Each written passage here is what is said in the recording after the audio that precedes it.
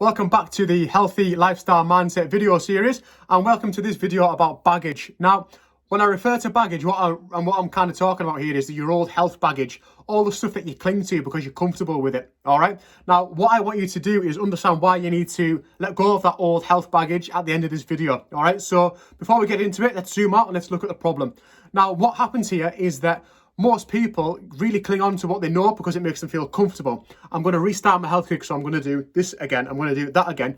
And that's mainly because they feel comfortable with that approach and it doesn't intimidate them because they've already learned it.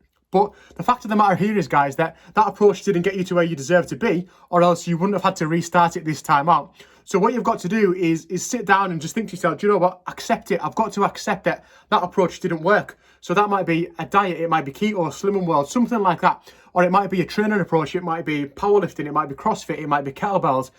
What you want to make sure is that you don't cling on to that, because that old baggage is going to hold you there and it's never going to allow you to grow. We talked about the fixed mindset and the growth mindset.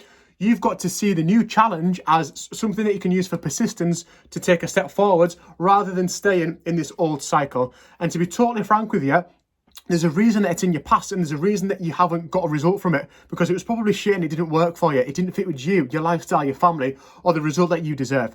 So let go of your old baggage, guys. Accept that there's going to be things that are completely different going forwards. Try not to revert back to the previous diets that you've done. If I say to you, right, eat X amount of calories, accept that. Try not to compare it to things that you've maybe been taught from other dieting approaches. Don't get too scared of the exercises that I'm asking you to do, because ultimately, if you kind of try and revert it back to where you're going to go, you're going to slip back into that fixed mindset and you're never going to grow and you're never going to take the step forward and get to where you deserve to be.